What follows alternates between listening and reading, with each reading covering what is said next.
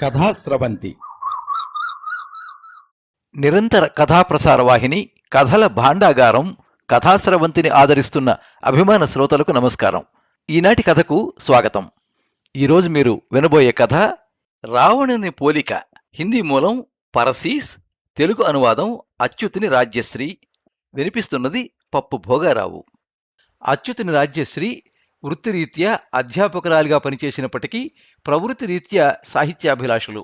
వార్త, ఆంధ్రజ్యోతి, ఆంధ్రభూమి వంటి అనేక ప్రముఖ దినపత్రికలలో ఆమె వ్యాసాలు ప్రచురితమయ్యాయి. హైదరాబాద్ ఆకాశవాణి రేడియోలో పిల్లర్ ప్రోగ్రాంలలో వనితావాణిలో పాల్గొన్నారు. యుఎస్ ఆన్లైన్ మ్యాగజైన్ తరుణిలో మహిళామణులు అనే శీర్షికతో వ్యాసాలు రాస్తున్నారు. రామోజీ ఫౌండేషన్ వారి విపుల మ్యాగజైన్లో ఆమె అనువదించిన 200 పైగా కథలు, చిత్రులో కొన్ని నవలలు ఆమెకు చక్కని గుర్తింపును తెచ్చిపెట్టాయి.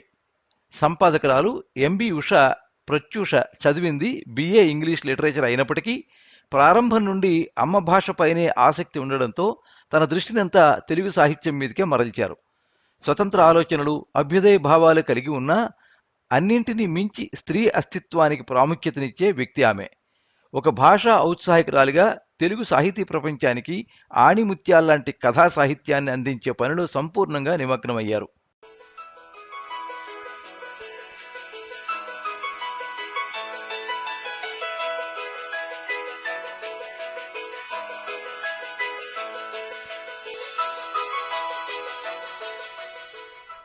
రావణుణ్ణి అగ్నికి ఆహుతి ఇవ్వడానికి ఇంకో 10 రోజులే గడువుంది.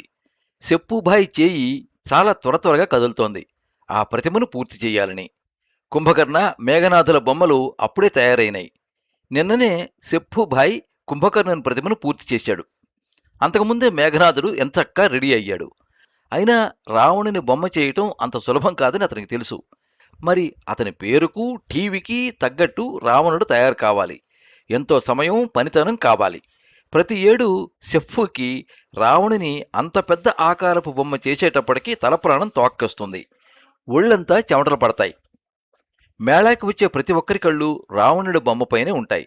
ఎలా ఉన్నాడు ఈ రావణునికి, కిందటేడాది రావణునికి తేడాలేంటి? మొహం, కళ్ళు ఎలాంటి భావాలను చిందిస్తున్నాయి? రావణుని దర్పం, అహంకారం, పొగరు, మొండితనం ఆ బొమ్మలో ప్రతిబింబిస్తేనే జనం ఆమోదించి హర్షిస్తారు. వేలాది జనాల మనోభావాలకు తగ్గట్లు రావణుని బొమ్మ చేయడం మరి కష్టమే. రావణుడు ఒక్కడే, కానీ భావాలు అనేకం. ఎలా సమాజం ఉంటే అలా రావణుడు. యథా సమాజ తథా రావణ అన్నా తప్పులేదేమో. సెప్పుభాయ్ ఆలోచనలో పడ్డాడు. పెదాలను ఏ కోణంలో వంపుదిద్దాలి? కనుబొంపుల వంపులు ఎలా తిప్పాలి? చూడగానే జనం ఆ అలానే ఉండాలి రావణుడి మొహం అని అరవాలి. ఇదే అతని తాపత్రయం, ఆశ కూడా. 2 దశాబ్దాలుగా రాంపూర్లోని జనం రావణ దహన కార్యక్రమం నిర్వహిస్తున్నారు. మొదట్లో జనం కొద్దిగానే గుమికూడేవారు. కానీ కాలక్రమేణా జనాల గుంపులను అదుపు చేయటానికి బోలెడు పోలీసు బలగం అవసరం అవుతోంది. రావణ బొమ్మ తయారీలో సెప్పుభాయ్ అందివేసిన చేయి. ఆ చుట్టుపక్కల అతనికి ఎవరూ లేరు సాటి, పోటీ. అందుకే ఆ బాధ్యతలను అప్పగిస్తారు ఆ ప్రోగ్రాం నిర్వాహకులు. నువ్వే రావణుని ప్రతిభను పూర్తి చేయాలి, నీ బుర్రను, హస్తకౌశలాన్ని ఉపయోగించు అని పురమాయిస్తారు. సెప్పుభాయ్ రావణుని తీర్చిదిద్దటంలో సిద్ధహస్తుడవటం చేతనే పండగల పర్వం ఆరంభం కావడంతో పాటే అతని బుర్రలో రావణుని ఎలా తీర్చిదిద్దాలా అనే మథనం ప్రారంభమవుతుంది.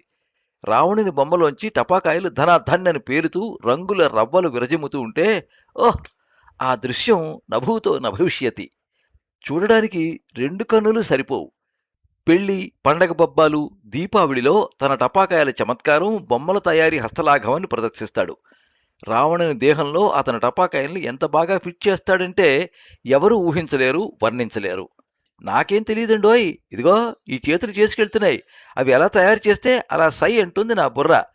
మీ జనాలకు నచ్చుతోంది, శభాష్ అంటున్నారు, అంతే చాలు అని నవ్వుతూ అంటాడు. రావణ దహనం అంటే సెప్పుభాయ్కి ఎంతో ప్రేమ, అనుబంధం కూడా. అతని పూర్వీకులు ఎప్పుడో హిందువులు రామలీలలో భాగం పంచుకునేవారు.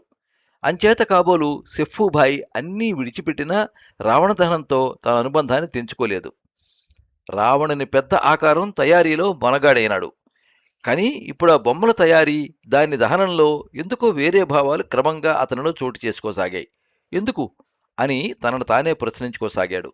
ఇది చెడిపోయి మంచి సాధించిన విజయం. చెడిపోతున్న నేడు సమాజాన్ని మంచి వైపు మళ్లించే మార్గం. ప్రస్తుతం ఇలాంటి రావణ దహనాలు జరగటం మరీ అవసరం. ఎందుకంటే నేడు సంఘం, మనుషులు, కుటుంబాలు అన్నీ భ్రష్టుపట్టి పతనం అవుతున్నాయి. దేశంలోని గొప్ప నాయకులు మొదలు చోటా మోటా చిన్నా చితకా కార్యకర్తలు, పండితులు, మౌల్వీలు, ఇంకా మత పెద్దలు కూడా భ్రష్టాచారాల కుంభమేళాల్లో మునకలు వేస్తున్నారు. తల్లులైన కన్యలు హాయిగా దిలాసాగా తిరుగుతున్నారు. తమపై ఎంచక్కా సినిమాలు నిర్మించుకుంటున్నారు. సమాజంలోని ఈ రుగ్మతలు నీతి, నైతిక విలువల పతనం లాంటివి.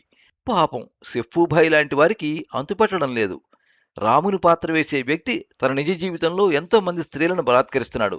రేప్ చేసే పద్ధతుల్లో కూడా ఎన్నో ప్రయోగాలు చేస్తున్నాడు. కొన్ని రైలులో, కొన్ని నడిచే కార్లలో బలాత్కార ప్రయోగాలు చేస్తున్నాడు. ఎన్నోసార్లు సెఫ్ఫు తనని తానే అసహ్యించుకుంటూ నిందించుకుంటున్నాడు. లెంపలు వేసుకుంటున్నాడు. తప్పు, నేనిక రావణుని చెయ్యనుగాక చెయ్యను.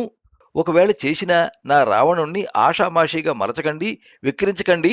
నా రావణుడు కేవలం సీతను ఖైదు చేశాడంతే, రోజు పెళ్లి చేసుకోమని వేధించేవాడంతే, ప్రణయ నివేదన చేసేవాడు, అర్థించేవాడు, అంతేకాని ఎన్నడూ బలాత్కరించలేదు.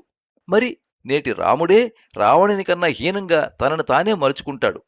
ఇవండి సెఫ్ఫూభాయ్ మదిలో మెదిలే ఆలోచనలు. ఈసారి రావణ దహనానికి అతిథిగా వచ్చే వ్యక్తి పేరు తెలుసుకుని పూర్తిగా సెఫ్ఫూభాయ్ కృంగిపోయాడు. కాళ్ళు నేల లోపలికి పాతుకుపోయిన అనుభూతి కలిగింది. భోలాబాబు కేవలం 2 నెలల క్రితమే వార్డు ఎన్నికల్లో గెలిచి జనాల గుండెల మీద బండగా మారాడు. నిన్నటి దొంగ, నేటి నేత. అరే, అతని గురించి తెలియనిదెవరికి? కానీ తమాషా ఏమంటే, ఎవరినైతే ఇతను ఏడ్పించి కాటేశాడో వారే ఇతన్ని గొప్ప సంఘసేవకుడని కీర్తించసాగారు. అలా భజన చేయటంలో కూడా వారికి అలసట కలగడం లేదు. ఈ భోలాబాబు కొద్ది రోజుల క్రితమే 2 ముఠాల మధ్య గొడవలు పెట్టి, జుట్లు ముడిపెట్టి, తను హాయిగా చేతులు దులిపేసుకున్నాడు. ఎన్ని ఇళ్లలో కొల్లగొట్టి తన చిన్న గుడిసెను కాస్త విశాల బంగ్లాగా మార్చేశాడు. అప్పుడే సెఫ్ఫూభాయ్కి ఓ అవగాహన కలిగింది. ఓహో, గూండాకి, నాయకుడికి ఏమీ తేడాలుండవు. వారి జాతి, నీతి, మతం అంతా ఒకటే. మతమనే అగ్గిమంటలో బూడిదవుతున్న పట్టణాన్ని రక్షించడానికి బదులుగా భోలా సీతని, సల్మాని శుభ్రంగా లూటీ చేశాడు. రాత్రంతా రక్తపు హోళీ ఆడాడు. అంతే, తెల్లారుగానే ఎంచక్కా అదే భోలా ఊసర వెల్లిలా రంగులు మార్చి సంఘసేవకునిగా అవతారం ఎత్తి సమాజ సేవ అంటూ బయలుదేరతాడు. అలాంటి వాడిప్పుడు రావణ దహనానికి అతిథిగా ఓ వీఐపీగా వస్తున్నాడంటే ఆశ్చర్యంగా, వింతగా ఉంది. పైగా రావణుని అడ్డుపెట్టుకుని భోలాబాబు సమాజానికి ఓ సందేశం ఇవ్వబోతున్నాడు. చూడండి మహాజనులారా, రావణుడు ఎంత దుష్టుడో! వీడి వలనే బంగారం లాంటి లంక బూడిదైంది. విభీషణుణ్ణి తమ్ముడిని జాలైనా లేకుండా తన్ని తగలేశాడు. సీతామాతను అపహరించి బంధించాడు. వాడి రాజ్యంలో అబలలకి భద్రత లేదు. అందుకే రాముడు బలప్రయోగం చేయాల్సి వచ్చింది. మీరంతా శ్రీరామచంద్రులై సమాజంలో మొలుచుకొస్తున్న రావణుల్ని కాల్చి మార్చి మసి చేయండి. సెఫ్ఫూభాయ్కి అనిపించసాగింది, ఆ రావణుడి కన్నా మహాభయంకర రావణుడు ఈ భోలాబాబే అని. ఇతను చేసిన పాడు పనులు, లెక్కలేని నేరాలు, ఘోరాలు ఆ లంకాసురుడి దుష్కర్మ కన్నా ఎంతో బరువైనవి. దశకంఠుడి కార్యాలు ఈ భోలాబాబు కుట్రలు, కుతంత్రాల ముందు దూది పింజల్లా ఎగిరిపోతాయి. సెఫ్ఫూభాయ్కి కోపం, ఆవేశం, దుఃఖం ముంచుకొస్తున్నాయి. భోలాబాబు ముందు తన రావణుడు పాపం, నిర్బలుడు, నిస్సహాయుడు, సచ్చీలుడుగా అనిపిస్తున్నాడు. నిస్సహాయంగా తనలో తానే అనుకోసాగాడు, రావణ దహనం చేయొద్దు, భోలా లాంటి కలియుగ రావణుని దహనం చేయండి. కానీ జనం తన మాట వినరని సెఫ్ఫూభాయ్కి తెలుసు. తాము తిట్టిన నోటితోనే పొగుడుతారు, తాము కొట్టిన చేత్తోనే జేజేలు పలుకుతారు. ఇది నేటి జనాల పోకడ. తాము ఎవరి చేత తన్నులు తిన్నారో వారికే వంగి దండాలు పెడతారు. సెఫ్ఫూభాయ్ మనస్సు చిక్కబట్టుకుని ఎంతో వేగంగా రావణుని మొహాన్ని తీర్చిదిద్దసాగాడు. ఆలోచనల్లోనే సగం మొహం పూర్తి చేశాడు. పూర్తయిన మొహాన్ని చూసి ఒక్కసారిగా ఉలిక్కిపడ్డాడు. అరే, ఇదేంటి భోలాబాబు మొహంలా ఉంది? అసలు తను భోలాబాబును గూర్చి ఆలోచించాడే గాని అతని మొహంలా తీర్చిదిద్దాలనుకోలేదే. ఇదేంటి రావణాసురుడి మొహం ఇలా తయారైంది? ఇప్పుడేం చేయాలి? పోన్లే, ఇలానే ఉండనిస్తాను. అతని పాపం తగ్గుతుంది. భోలాబాబు తనను తానే దహించుకుంటాడు. కానీ పాపం, నా వల్ల ఆ కార్యక్రమ నిర్వాహకులు చిక్కుల్లో పడతారేమో. ఆ ఆలోచన రావటమే తడవుగా భోలాబాబు మీసాల్ని పూర్తిగా బాణాల్లా లాగాడు. రావణుడి మొహంపై కళ్ళని నీలంగా, నోటి దంతాల్ని కొద్దిగా ముందుకు పొడుచుకొచ్చేలా మార్పులు చేశాడు. ఇప్పుడు ఆ మొహం బోలాబాబులో లేదు, కానీ ఏదో ఒక నేత మొహం అందులో కనపడసాగింది. దేశం, రాష్ట్రం, నగరం, వీధి, ఆఖరికి ప్రతి ఇంట రావణుని సైన్యం ఉంది. రక్తంతో తడిసిన చేతులే నేడు ఆ రావణ దహనం చేయబోతున్నాయి. ఈ రావణుడు ఒకే ఒక్క సీతపై కన్నేశాడు. మరి నేటి రావణులు కూతురు, కోడలు అని కూడా చూడకుండా చీకట్లో వారిని లూటీ చేస్తున్నారు. 4 రోజుల తర్వాత భోలాబాబు రావణ దహనం సమయంలో ఓ బ్రహ్మాండమైన ఉపన్యాసం దంచసాగాడు. రావణ దహనానికి బొమ్మలు అంతెత్తున నిలబడ్డాయి. జనం కిక్కిరిశారు. అద్భుతంగా అంతెత్తున ఉన్న ఆ బొమ్మలు వారిలో ఆశ్చర్యం, ఉద్రేకం, సంభ్రమాల్ని గిలక్కొడుతున్నాయి. భోలాబాబు ఆ రావణుణ్ణి చూస్తూ ఆలోచిస్తున్నాడు. అరే, ఈ రావణుడి మొహం ఎక్కడో చూశానే, ఎక్కడ చూశానబ్బా, గుర్తుకు రావడం లేదని చెప్పమా. అక్కడ చేరిన నాయకులు కూడా ఆలోచనలో పడ్డారు. ఎవరిదబ్బా, తమలో ఎవరో ఒకరిని పోలి ఉన్నాడే ఈ రావణుడు. జనానికి కూడా ఆ మొహం పరిచితంగా కనిపిస్తోంది, కానీ స్పష్టంగా అవగాహనకి రాలేకపోతున్నారు. కాకపోతే ఈసారి సెఫ్ఫుభాయ్ కామన్ పోలికలున్న ఓ రావణాసురుడి పెద్ద బొమ్మ తయారు చేశాడు.